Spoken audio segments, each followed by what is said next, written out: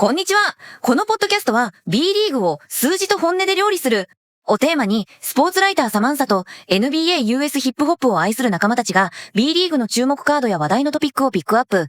膨大なデータと現場の空気感をスパイスに、どこよりもディープかつ自由に語り尽くす B リーグをもっと深くクリティカルに楽しみたい人のためのポッドキャストです。はい。ということで始まりましたクックアップポッドキャスト。今回もよろしくお願いします。お願いします。いやー、サマンサ、最近暑くない？もう夏じゃん。ねえ、夏だよね。でも、コートの上はもっと激アツっていうか、B リーグのファイナルもそうだし、NBA のプレイオフもえぐいことになってる。それな、もう毎日寝不足よ。特にウェスタンカンファレンスファイナル、スパーズと OKC のやつ。あれは、もうキャッスルがかっこよすぎて、わかる。特にゲーム5の活躍は神ってた。シリーズ通じてスリーポイント苦しんでたのに、あの試合の序盤でしっかり決めて流れ作ったじゃん。あの修正力とクラッチさ、ガチでスターのそれよ。SGA 相手に体張って食らいついてるディフェンスとか見ててグッときちゃう。フィジカルで負けてないのが本当に男らしいっていうか、なんかすごく好き。応援したくなる。いや、数字的にはね、キャッスルって身長198センチで体重97キロあるんだよね。B リーグだったら普通にシューティングフォワード、なんならパワーフォワードもできるサイズ。やっぱり NBA のガードってサイズあるのは当たり前に知ってたけど、数字にすると大きいね。だからあんなにパワフルなんだね。ポスタライズダンクとか、えぐかったもん。そうそう。で、面白いのがさ、同じスパーズのルーキー、カーター・ブライアントいるじゃん。彼も身長198センチでほぼ同じなんだよ。そうなの？もっと小さいかと思ってた。肩ブラは、どっちかっていうとシューターのイメージ。まさに、カブラは 3&D のウィングで、キャッスルはゲームを組み立てる大型司令塔。同じ身長なのに求められるスキルも役割も全く違うっていうのが、現代バスケの面白いところだよね。わかりみが深い。ポジションレスって言われるけど、その分、君の仕事はこれっていう役割分担は逆にはっきりしてるのかもね。それな、そうなんだと思う。だからこそ、チームは選手に規律を求めるんだろうなって。スパーズは特にミッチ・ジョンソンの指導を見てると、それを強く感じる。確かに。あのヘッドコーチ、普段は落ち着いてるのに、スイッチ入るとめっちゃ熱いよね。てか、なんで今いきなりカブラの話にしたかっていうとさ、この間の試合でヘッドコーチにめちゃくちゃ怒られてたシーン、見た？見た。もう、かわいそうで見てられなかったけど、なんか、ピュアすぎて逆に刺さった。それな。いや、マジで愛おしすぎる。弟みたい。だってさ、20歳のルーキーだよ。カンファレンスファイナルで、しかも大差で勝ってる状況でさ、ちょっと不用意なターンオーバーしただけでユニフォーム掴まれて怒鳴られたら、誰だって泣いちゃうって。わかる。目がうるうるしてたもんね。ウェンビーがすぐ寄ってって声かけてたのも、なんかチームだなって感じでよかった。そうそうそう。でも、あれがまさにミッチ・ジョンソンのやり方なんだよね。平凡を大切にしろっていうスパーズの文化そのもの。どんな状況でも、一つ一つのプレーで規律を守ることを徹底させる。将来のエース候補だからこそ、今のうちに叩き込むっていう愛の無知なんだよ。なるほどね。なんか、すごくわかる気がする。でもさ、その後のゲーム5ではちゃんとスリーポイント決めて、ヘッドコーチに笑顔で迎えられてたじゃん。あれ見てほっとした。ほんと頑張ってほしい。うん。ガチで応援しちゃうよね。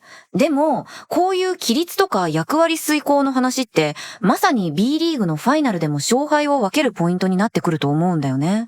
確かに、特に B リーグの CS ゲーム3みたいな、もう後がない試合だと、一つのミスとか、ちょっとした気の緩みが命取りになるもんね。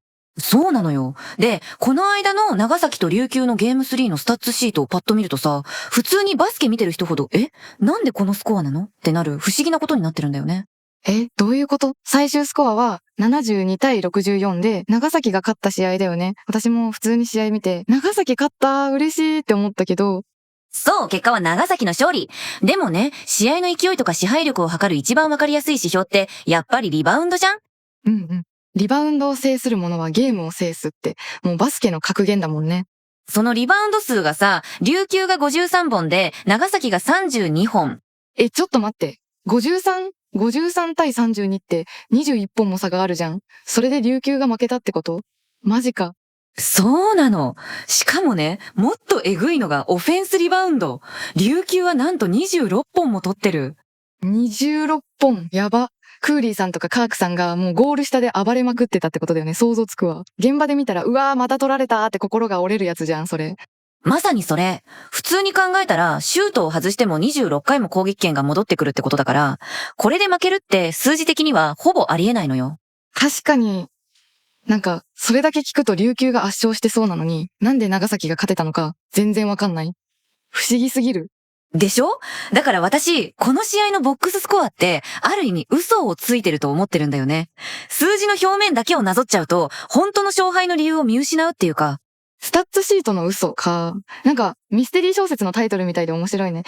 そうそうそう。このリバウンドで圧倒されてるのになぜか勝ってるっていう最大の矛盾点にこそ、長崎が仕掛けた琉球の強みを逆手に取った罠が隠されてるわけよ。罠。なんだろう、ディフェンスが鬼堅かったとか？でもリバウンドは取られてるしな。わかんない。いい線いってる。リバウンドは取らせる。でも、その後のプレーは絶対に楽させないっていう、長崎の徹底した規律と戦略があったの。てか、これはもう戦略っていうか、ゲームのルールをハックするみたいな、そういうレベルの話なんだよね。ゲームをハック？そう。この試合の真相を解く鍵は、その圧倒的なリバウンド数をどうやって無力化したかっていう長崎の戦術的ハックと、もう一つ、ショット効率っていう残酷なまでの真実にあるんだよね。うわー、めっちゃ気になる。早くその嘘を暴いてほしい。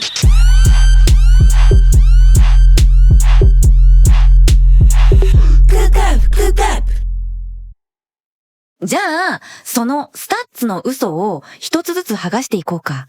待ってました。早くその謎を解きたい。まず、最大の矛盾点。さっきも言ったけど、琉球はオフェンスリバウンドを26本も取ったわけじゃん。やばい数字だよね。普通ならもう勝負ありって感じ。じゃあ、その26回のセカンドチャンスから、琉球は何点取れたと思う？なんだろう。26回もあったら、最低でも半分近くは、いや、クーリーさんとかカークさんのインサイドを考えたら、もっとか20点くらいは取っててもおかしくないよね。だよね。普通はそう思う。でも、実際のセカンドチャンスポイントは、たったの12点。ちょっと待って。12点マジか、少な。26回もチャンスがあって、ゴール下からのプレーがほとんどだろうに、実質6回くらいしか決められてないってことじゃん。そうなのよ。もっとエグい数字を出すと、オフェンスリバウンドを取った直後のプレーでのフィールドゴール成功率、フィールドゴールパーセントがいくつだったか。これが、たったの 22.2%。22？ きつい。なんか、すごく想像できる。現場で見てたら、また入らないって頭抱えちゃうやつだ。リバウンド取ってくれてるから選手を責められないんだけど、じわじわ心が削られていく感じ。それな？じゃあ、なんでこんなに成功率が低かったのか。ここで長崎のディフェンスの罠がはっきりと数字に現れてくるんだよね。罠？ディフェンスが良かったってことだよね。そう。普通、ゴール下で何回もオフェンスリバウンドを取られたら、ディフェンス側は焦ってファールしちゃうじゃん？もう打たせるなって手が出ちゃって。でも、長崎はそうならなかった。そうか。ファウルでフリースローを与えちゃうのが一番ダメなパターンだもんね。その通り。長崎が取った戦術は、もっと原始的で、でも効果絶大な方法。答えはね、ブロックショット。ブロック？この試合、長崎のチーム合計ブロックはヤホの。これ、ファイナルの舞台で1試合ハホのって、かなり多い数字なのよ。 8本はすごい。誰がそんなに止めてたの？いや、数字的にはね、これがまた面白いんだわ。スタジョンが3本、JB が2本、アキル・ミッチェルさんが1本。ここまではまあ、シーズン序盤は驚いてたけど、今なら驚かない。誰だと思う？誰だろう。高さのある山口隼人くんとか？イ・ヒョンジュンさん。イ・ヒョンジュンさんが2本も？彼、ポジションはウィングだよね。それはやばい。でしょ？いくら身長が高いといえど、ウィングの選手がインサイドのセカンドチャンスを2回も叩き落としてるって、これはもうチームディフェンスが機能してる証拠なの。リバウンドを取ったクーリーさんやカークさんがシュートを打つ瞬間に、周りの選手も全員で収縮して壁を作ってたってこと？うわー、なるほど。空中要塞だ。イ・ヒョンジュンさんって身長もあるし、ウィングスパンも長いから、ゴール下で腕を伸ばされるだけでも相当なプレッシャーだもんね。まさに。で、このブロックっていう物理的な拒絶が琉球の選手たちのメンタルを確実に削っていった。データを見るともっと残酷なんだけど、琉球がオフェンスリバウンドを取ってからシュートを打つまでの時間って8割以上が3秒以内なの。で、アシストはゼロ。アシストゼロ？どういうこと？みんな自分で無理やりシュートに行っちゃってたってこと？そういうこと？リバウンドを取った選手が周りを見ずに俺が決めてやるって視野が狭くなっちゃって、そのままディフェンスが密集してるところに突っ込んじゃう。長崎からすれば、はい、お待ちしてましたって感じだよね。そこでバシッとブロック。なんか、すごく目に浮かぶ。クーリーさんが、うおーって行くのを、スタジョンとかが真上に飛んで、長い腕でボールだけを叩く、みたいな。あれは心が折れるわ。こういうのをトンネルビジョンとも言うんだけど、スタッツの見た目ほどチームの勝利に貢献しないオーバーバリューされがちな選手として警戒される傾向にあるね。特に象徴的だったのが、第2クォーターの残り5分台。わずか24秒の間に、琉球が5回連続でオフェンスリバウンドをもぎ取ったっていう狂った時間帯があったの。5回連続やば。でも、長崎はそこでファウルをせずに耐え切って、タフショットを打たせ続けて、結局その5回のチャンスで琉球に許したのが、最後のたった2点だけ。あれはもう長崎のディフェンスの執念が完全に上回ってた。すごい、リバウンドは取られてるのに、ゲームは支配してるみたいな感じだね。そうそうそう。だから、リバウンド数は取らせてたとすら言える。その代わり、セカンドチャンスは絶対に楽させないし、イージーなシュートは絶対に打たせない。ブロックっていう物理的な壁で、琉球の最大の武器を無力化してた。これが、リバウンド53対32っていう数字のトリックの正体。なるほど。スタッツの裏には、そういう壮絶なフィジカルとメンタルの戦いがあったんだね。なんか、ミステリーが解けたみたいですっきりした。じゃあ、サマンサが言ってたもう一つの鍵、ショット効率っていうのは、また別の話？そう、ブロックショットの話が守りのハックだとしたら、こっちのショット効率は攻めのハック。そして、そこにはファイナルっていう舞台ならではの光と影がくっきり分かれた残酷な現実があったんだよね。うわー、なんかもう、聞くの怖いけど気になる。攻めのハックってどういうこと？いやー、数字的にはね、バスケの効率を見る指標で、イフェクティブフィールドゴールパーセンテージっていうのがあるんだけど、知ってる？名前は聞いたことある。普通のフィールドゴール成功率と何が違うんだっけ？すごく簡単に言うと、スリーポイントシュートはツーポイントシュートより 1.5 倍価値があるよねっていう考え方を反映させたシュート成功率のこと？このイフェクティブフィールドゴールパーセントを見ると、チームがどれだけ賢く効率的に点を取ってるかがわかるんだ。なるほど。だからイフェクティブなんだね。その通り。で、この試合のイフェクティブフィールドゴールパーセントが、長崎が 50.9% だったのに対して、琉球はなんと 37.1%。ちょっと待って、13.8% も差があるじゃん。えぐい？えぐいのよ。琉球はリバウンドでシュートチャンスをたくさん作ってたのに、シュート1本あたりの期待値がめちゃくちゃ低かったってこと？なんでかっていうと、理由はシンプルで、スリーポイント成功率。長崎が 35.5% 決めてたのに対して、琉球は 21.4% しか入らなかった。この差が、そっくりそのままイフェクティブフィールドゴールパーセントの差になってる。はあ、外のシュートがどれだけ入るかで、そんなに効率って変わっちゃうんだ。なんか、すごく残酷だね。そうなの？さらに言うと、もう一つ、フリースローレートっていう、シュート試投数に対してどれだけフリースローをもらえてるかっていう指標もあって、これも長崎が琉球の 1.5 倍以上高い数字を叩き出してる。ってことは、長崎はスリーポイントも上手いし、ファウルをもらうのも上手かったってこと？ガチでクレバーじゃん。まさに。で、その長崎のクレバーなオフェンスを象徴してたのが、イ・ヒョンジュンさん。彼のスタッツ、マジで神がかってるから、お、来た。あの試合、彼すごかったもんね。うん。彼の得点効率を示す、トゥルーシューティングパーセンテージっていうフリースローも含めた総合的な指標があるんだけど、それがなんと 68.3%。68？ やば。B リーグのトップスコアラーでも、シーズン通して 60% 超えたら化け物って言われるレベルだよね。それをファイナルでやるって、そうなの。23得点もすごいけど、その中身が濃すぎる。スリーポイントはしっかり決めるし、ドライブすればファウルもらってフリースローで確実に加点する。特に第4クォーターの勝負どころで13点取ってるからね。もうエースの仕事よ。わかる。見てて安心感が半端なかった。彼にボールが渡ると、なんかしてくれるっていう空気になるもんね。現場で見たら、シュートが決まるたびに、長崎のブースターが、うおーってなって、アリーナの空気が変わっていくのが目に浮かぶよ。それな。で、ここからがちょっとしんどい話なんだけど、このイ・ヒョンジュンさんの大活躍の裏で、対照的にすごく苦しんだ選手がいた。琉球の岸本さん。そうだよね。この試合、岸本さんのスリーポイントシュート、結果が9本中0本だったんだよね。なんか、その数字を改めて聞くと、きついね。うちらはずっと見てきたからさ、彼がどれだけチームを背負って、大事な場面でシュートを決めてきたか知ってるじゃん。だから、ファイナルのあの舞台で9本打って1本も入らなかったっていうのは、本人が一番しんどかっただろうなって。本当にそう思う？ショットチャートを見ると、ペイント内の2ポイントシュートは6本中4本決めてるんだよ。だから、完全に調子が悪かったわけじゃない。でも、彼の武器であるアウトサイドシュートだけが、どうしてもリングに嫌われ続けた。チームが苦しい時に自分が決めなきゃっていうプレッシャーも絶対あっただろうしね。なんか、すごく胸が痛い。これがファイナルなんだね。そう。一人のヒーローが生まれる裏で、一人のエースが苦しむ。この残酷なまでのコントラストが、この試合のもう一つの真実だったと思う。ちょっと戻ると、ブロックショットで琉球のインサイドを潰し、ショット効率でアウトサイドでも圧倒した。これで長崎の勝利のロジックはだいぶ見えてきたよね。だいぶクリアになった。でも、まだ謎が残ってるんだよ。この試合って、実はポゼッション数が65しかない超スローペースな展開だったの。本来なら、走りたい長崎にとっては不利なはずの泥試合。あ、そうなんだ。言われてみれば、そんなに点数入ってないもんね。そう。じゃあ、なんで長崎は自分たちの土俵じゃないはずの、このスローな殴り合いの中で、最後まで高い効率と集中力を保てたのか、その強さの源泉が、また別のところにあるんだよね。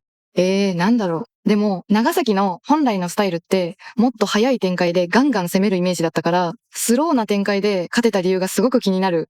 そうなんだよ。本来、長崎みたいな走るチームは、もっとポゼッションを増やして、速い展開に持ち込みたいはずなの。私も、馬場ちゃんとかがガンガン速攻仕掛けてるイメージだった。ポゼッション65って B リーグの試合の中でもかなり遅い方なの？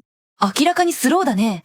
ハーフコートでじっくり攻め合う、まさに琉球が得意とする質量のバスケの土俵に完全に引きずり込まれてたわけ。これ、長崎にとっては最大の試練だったはずなんだよ。うわー、そう聞くと全然見え方が変わってくる。自分たちのやりたいバスケができてないガチで苦しい状況だったんだ。そう。で、こういう我慢比べの試合って、普通は集中力が切れちゃって、イージーなミスが増えがちじゃん？それな、なんか、じりじりした展開に焦っちゃって、意味わかんないパスミスしたり、無理なシュート打っちゃったり、見てる方も、もうってなるやつ。でも、長崎はそうならなかった。いや、数字的にはね、むしろ真逆だったの。この試合、長崎のターンオーバー率って 16% くらいに抑えられてるんだよ。一方で琉球は 22% を超えてる。マジで不利な展開のはずなのに、ミスは長崎の方が圧倒的に少なかったってこと？えぐいな、その遂行力。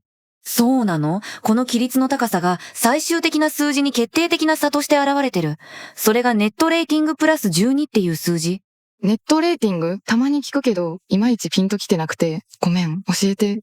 全然いいよ。簡単に言うと、100回攻撃権があったら何点相手より多く取れますかっていう試合の支配力を測るための指標。プラス12ってことは、同じ回数だけ攻めたら、長崎は琉球より12点も多く取れる計算になるってこと。最終スコアは8点差だけど、試合内容はそれ以上に長崎が圧倒してたっていう証拠なんだよね。なるほど。わかりやすい。じゃあ、点差以上に内容も干渉に近かったんだ。なんか、すごく自力の差を見せつけた感じがするね。まさに、不利な試練の中で自分たちのやるべきことを淡々と、しかも高いレベルでやり続けた。これぞチャンピオンにふさわしい戦い方よ。ヒーローが試練を乗り越える瞬間だったと思う。刺さるわ、その言い方。でもさ、なんでそんなことができたんだろう。ファイナルの、しかもゲーム3っていう極限のプレッシャーの中で、その冷静さとスタミナを保てた理由が知りたいと。精神論だけじゃ片付けられない気がする。それ、面白い見方だわ。まさにそこなんだよ。その強靭なフィジカルとメンタリティを支える源泉が、実はコートの外にあるの。コートの外、練習量とか。練習量ももちろんなんだけど、もっと直接的なもの？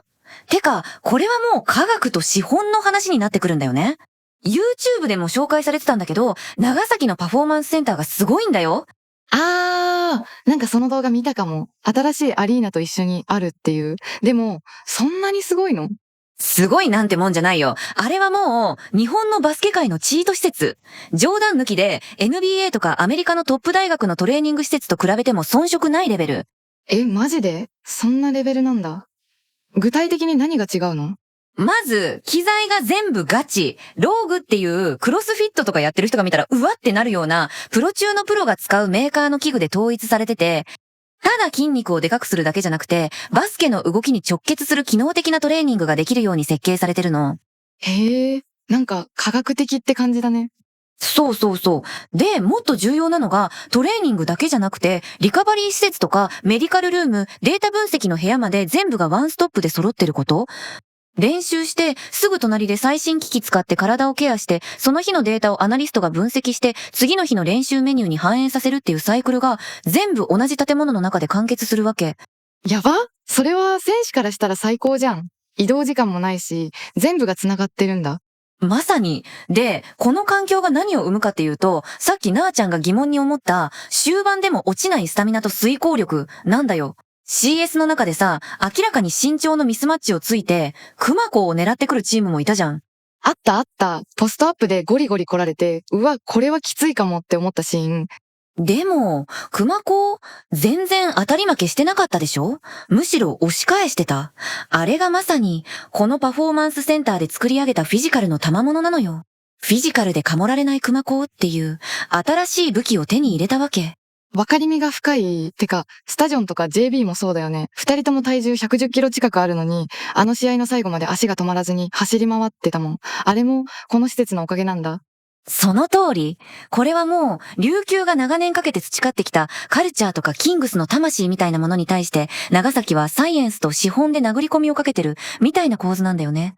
カルチャー対サイエンス、なんか、すごくしっくりくる。琉球の強さって、クーリーさんとか岸本さんを中心に長年かけて作り上げてきたチームの約束事とか、そういう無形の力みたいなものが大きいと思うから、そうなの。琉球の強さは本物。でも長崎は親会社のジャパネットが勝つためには何が必要かを徹底的に分析して環境っていうインフラに莫大な投資をしてる。民間で1000億円かけてアリーナと施設作るなんて普通じゃ考えられないじゃん。確かに、レベルが違うわ。だから、長崎の強さの根源は、単なる選手個々の能力だけじゃなくて、この科学的根拠に基づいたフィジカルと、それを可能にする資本的なバックアップっていう、クラブ全体のシステムにあるんだよね。これが、ファイナルゲーム3の終盤で見せた異次元の強度の正体。うわー、鳥肌立った。そういう裏側を知ると、試合の見え方が全然変わってくるね。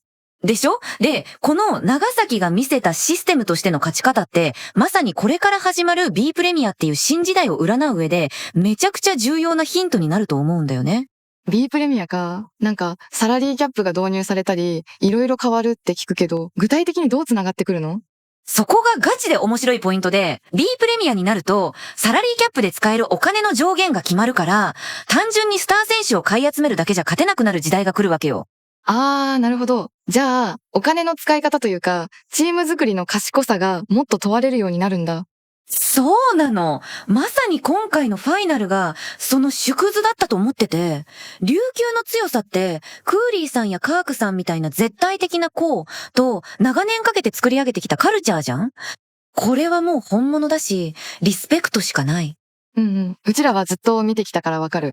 キングスの魂みたいなのは、お金じゃ買えないもんね。なんか、すごく、誇りでもあるし、そうそうそう。でも長崎は、その伝統的な強さに対して、全く違うアプローチで答えを出した。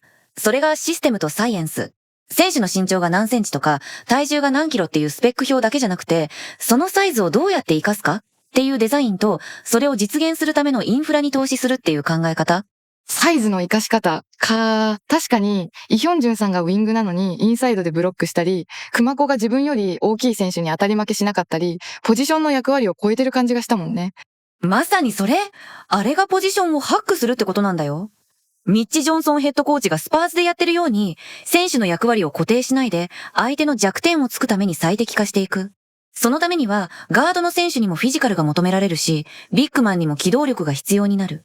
わかりみが深い。ってことは、これからの B リーグで勝つためには、ただ背が高い選手を集めるだけじゃなくて、その選手たちをどういうシステムで動かすかっていう、コーチとかフロントの手腕がもっと重要になるってことだね。その通り。で、そのシステムを支えるのが、パフォーマンスセンターみたいな科学的なインフラ投資。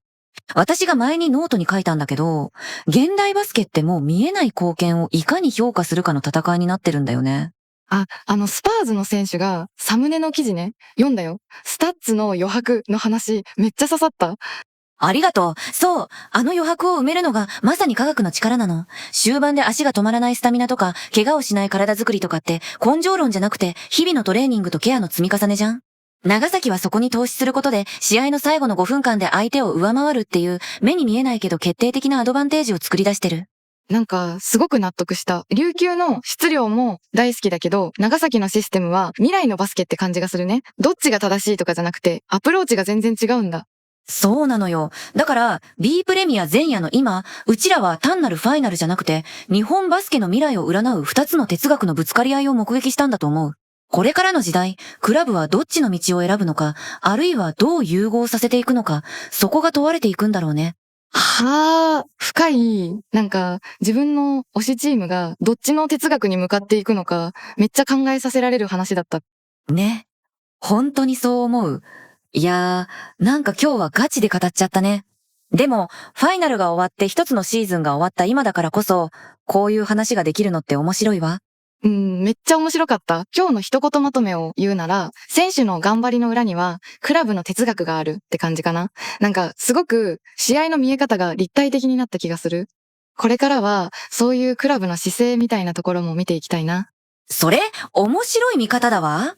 私の一言まとめは、スタッツは嘘をつく。でも、正しい問いを立てれば、何よりも雄弁に真実を語ってくれる、かな。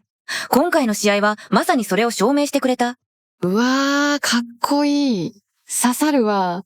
リスナーの皆さんも、ぜひ、自分の推しチームは、個々のスキルとシステム、どっちの哲学で勝つべきか、とか考えてみてほしいよね。もしよかったら、コメント欄で皆さんの意見も教えてください。